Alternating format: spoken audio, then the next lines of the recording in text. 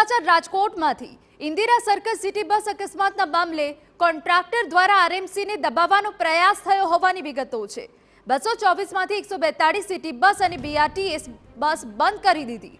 ડ્રાઈવરોના વાંકે city bus સેવાને અસર પહોંચી છે। ડ્રાઈવરો પાસે બે શિફ્ટમાં કામ લેવામાં આવતું હોવાનું પણ સામે આવ્યું। ડ્રાઈવરોની અછત પણ સામે આવી। આરએમસી દ્વારા 3 કોન્ટ્રાક્ટરને 14.20 લાખ રૂપિયાનો દંડ ફટકારાયો છે।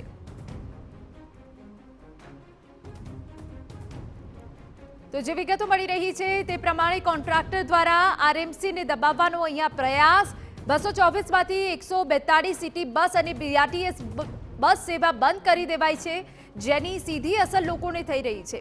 ડ્રાઈવરોના વાંકે સિટી બસ સેવાને અસર પહોંચી છે। લોકોને પણ પરેશાની ભોગવવામાં વારો આવ્યો છે। ડ્રાઈવરો પાસે બે શિફ્ટમાં કામ લેવામાં આવતું હોવાનું પણ સામે આવ્યું। ડ્રાઈવરોની અછત પણ સામે આવી છે। આરએમસી દ્વારા 3 કોન્ટ્રાક્ટરને 14.20 લાખ રૂપિયાનો દંડ ફટકારાયો છે।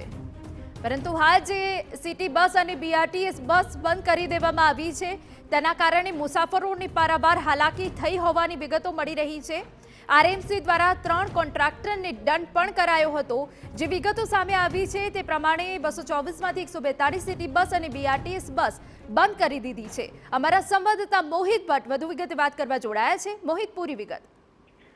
જે રીતે રાજકોટમાં થોડા દિવસ પહેલા ઇન્દિરા સર્કલ નજીક સિટી બસનો અકસ્માત થયો હતો અને ત્યારબાદ જે રાજકોટ મહાનગરપાલિકા છે તેમના દ્વારા સિટી બસ અને બીઆરટીએસ બસ માટે એક ગાઈડલાઈન છે તે નક્કી કરવામાં આવી હતી, જેમાં જે દરેક ડ્રાઈવર છે તેમને જે 8 કલાક કામ જ કરવાનું રહેશે, તેની ઉપરાંતનું કોઈ ઓવરટાઈમ છે તે ન કરી શકે તે પ્રકારની જે નિયમ છે તે બનાવવામાં આવ્યો હતો, જેને લઈને જ ક્યાંક કોન્ટ્રાક્ટર છે તેમના દ્વારા આજે રાજકોટ મહાનગરપાલિકાને દબાવવાનો એક પ્રયાસ કરવામાં આવતો હોય તેવું સ્પષ્ટપણે લાગી રહ્યું છે। કારણ કે રાજકોટ શહેરમાં અત્યારે 224 જે સિટી બસ અને બીઆરટીએસ બસ છે તેમાંથી 142 જેટલી સિટી બસ અને બીઆરટીએસ બસ છે તે બંધ કરી દેવામાં આવી છે। અનેક રૂટ છે તે હાલમાં બંધ કરી દેવામાં આવી છે, જેને કારણે સામાન્ય માણસ છે તેને હાલાકી છે તે પડી રહી છે।